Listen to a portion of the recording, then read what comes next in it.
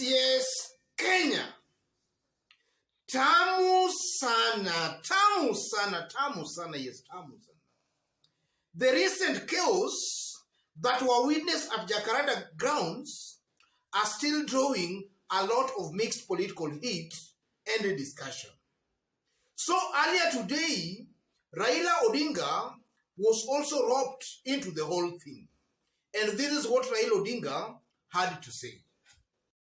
Kuna wengine wanapiga kelele ati wanazuiliwa kupatano, ati ODM inapanga fujo, kurusha mawe. Hakuna.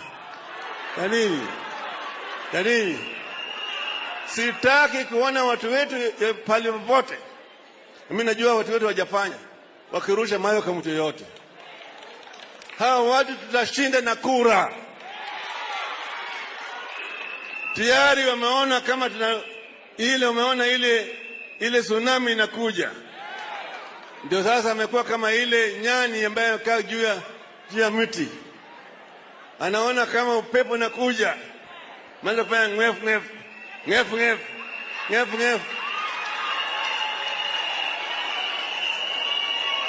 Saka wasubiri, tutakutana nao ana kwa ana. Hapa Nairobi, uchaguzi uliopita mwaka 2017, Raila Odinga alipata kura 9,900 na kitu, 900 na kitu. Uhuru alipata 700 na kitu. Ukiunganisha ya Uhuru na Raila ni 1,600,000. Tunataka ifike 2,000,000 na kitu. Ndio sababu sitaki mchukue ati 400,000, 500,000. Nataka msongeze ifike karibu 1,000,000. Leo vizuri. Kwa hivyo hii siku 21 iwe kama siku ya vita. Hakuna ya kulala. Kila siku mnarauka alfajiri, wanakwenda pale kuandikisha kura. Na hata kama mnataka kufanya mpaka usiku, sawa. Pesa iko, tutatoa.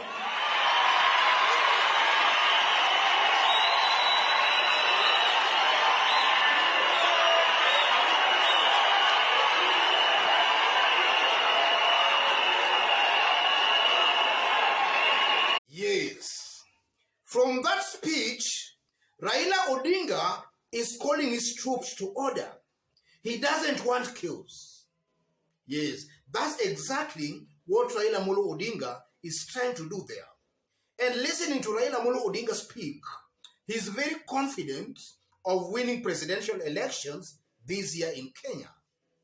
What does that mean politically? That's our analysis and discussion right now. So if in case you've just bumped here for the very first time, kindly subscribe, give this video a like.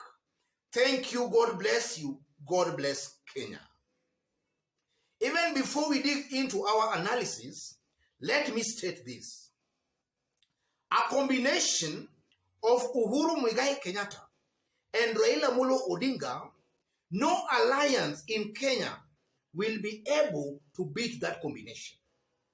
Even if Oka as a whole, Kalonzo, Mudavadi, Gideon, Wetangula were all to combine efforts with William Ruto, they will not be able to beat Raila Uhuru combination. That is something I've been stating in this YouTube channel, and I'm still repeating that, only remaining 7 months to the election. A combination of Uhuru and Raila, no combination currently in Kenya will be able to beat that combination. So, why is Raila Odinga calling his troops to order? Why is it that Raila Odinga wants peace? Yes. While if you look at William Ruto's team, seemingly they are preaching war. We are seeing them talking of madoadoa. We have seen William Ruto himself profiling some communities kama watu wa kurusha mawe, watu wa kung'oa reli. Yes. What is actually happening here? That's our analysis. Ladies and gentlemen, before the handshake between Uhuru Muigai Kenyatta and Raila Odinga, William Ruto was easily going to win the presidency. That's a given fact. He was easily going to win the presidency. Simply because NASA, as it was definitely going to split. And then the Jubilee Party, as it was going to all support William Ruto, Mount Kenya included. But upon Uhuru and Raila shaking hands, that Mount Kenya, that biggest support, became very, very, very slippery for William Ruto. And that's exactly what William Ruto wanted to ride on to win the presidency. And actually was going to win it if there was no handshake between Raila and Uhuru. So as things stand today, William Ruto is seeing his popularity declining very, very fast. Because all along, William Ruto was alone on the presidential campaigns, and some opinion polls were really rating him very, very highly. Yes, very, very highly. But as now as other candidates start their campaigns, William Ruto's popularity is declining very, very fast. And as I talk, ladies and gentlemen, in some parts of Mount Kenya, in some Mount Kenya counties, for example, Kiambu County, Raila Odinga has already taken a lead over William Ruto in Kiambu County as I talk right now. And by August this year, ladies and gentlemen, Raila Odinga will be commanding a very big lead on the mountain. That is something I'm saying with a lot of confidence, without any fear of contradiction. That's a given fact, ladies and gentlemen. Now, with Mount Kenya now becoming slippery, what does that mean for William Ruto? It simply means that William Ruto's core support base will remain his Kalenjin ethnic community. And I'm saying that because that's the trend in Kenya. A candidate contesting for the presidency for the very first time, that candidate, if you are lucky, you only tend to get votes from your ethnic community. And William Ruto will not be an exception unless that candidate is supported by the government. But in the absence of government support, that candidate largely gets votes from his ethnic community. And we have seen it in the past election. When Raila first contested, he only got votes from his community. Same to Kalonzo Musyoka. Musala was not lucky even to win votes from his ethnic community. William Ruto this year is not going to be an exception. William Ruto, ladies and gentlemen, will most likely, a majority of those who will vote for William Ruto will be from his Kalenjin ethnic community. And as things stand today in the Kalenjin nation, William Ruto is not very much sure of the entire Kalenjin vote as it is. Because, we also have the Pokot factor, the Tugen factor. The Pokots are not very fully behind William Ruto. And the Tugen factor, slightly because of also Gideon Moi factor, that might sway some few Tugens not to vote for William Ruto. So William Ruto, as things stand today, ladies and gentlemen, the bulk of those who will support William Ruto in August will be Kalenjin nation. Mount Kenya, ladies and gentlemen, and I want you to mark this day today. Mount Kenya, a majority of the mountain vote will go to the direction Uhuru Kenyatta will show them. Forget about the noises that are being made today. Forget about that. At the right time, the mountain will all face to where the ethnic kingpin is, and that's Uhuru Muigai Kenyatta. That is something I've been stating in this YouTube channel, and I used to say that even before the trends became very clear. I'm one person who strongly believed that Uhuru Kenyatta was eventually going to support Raila Odinga. Some people thought that Uhuru was playing Raila, and some analysts were also saying Uhuru was playing Raila Odinga. But I really stated even before, earlier, that Uhuru was going to support Raila Odinga. Let me say it again here. The mountain vote a majority of that vote will go with Raila Odinga.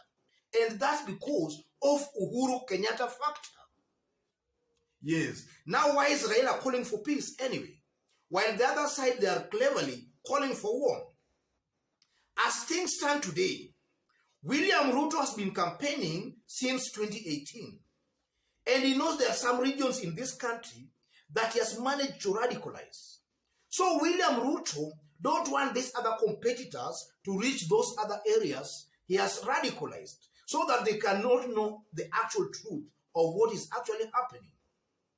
If there is peace, assuming there is peace, the likes of Raila Odinga, Kalonzo, and Mudavadi will reach to those people, and they will just explain the alternative truth from what maybe William Ruto has been telling them.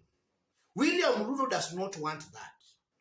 He wants to create some resemblance of chaos, so that when maybe Raila Odinga will go to some areas he has already radicalized, then Raila will not be given an ear. They will not listen to Raila Odinga because they have been radicalized that there is some chaos, there is war. But in the absence of war, I strongly believe Raila Odinga will go to the Kalenjin Rift Valley. He will explain his point to the people, and the people will listen. Some communities in the Rift Valley will listen. And now they will make some informed choices and decisions. That's what William Ruto does not want. And that's why we are seeing him cleverly branding some people as watu wa kung'oa reli, watu wa kurusha mawe. And then in the Rift Valley, he's bringing this whole thing of madoadoa. Yes. That's just a clever way of William Ruto intimidating people who maybe are not reading with him from the same page. As I conclude, ladies and gentlemen, let me state it here that William Ruto, as things stand today, William Ruto does not want peace. He wants chaos because he knows that he's actually going to lose the election. So he wants some form of crisis so that he can have an excuse why he has lost the election. Because if there is peace, then he will have no excuse. But he wants to create some chaos to have an excuse for losing this year's election. Otherwise, ladies and gentlemen, that's what I strongly believe in. And looking at the bigger picture, most definitely, that's what is actually happening today. William Ruto fears a free and fair election. He fears that. He knows he's going to lose in a free and fair election. He wants to create some crisis. Because in a crisis, anything can happen, ladies and gentlemen. If in case you've just bumped here for the very first time, kindly subscribe, give this video a like. Thank you. God bless you. God bless Kenya. To those who are watching us outside Kenya again for the very first time, drop a comment. Let us know from which part of the globe you are watching us from. And if possible, also subscribe, give this video a like. And to our fans here, God bless you. God bless Kenya. Tamu sana, tamu sana, tamu sana.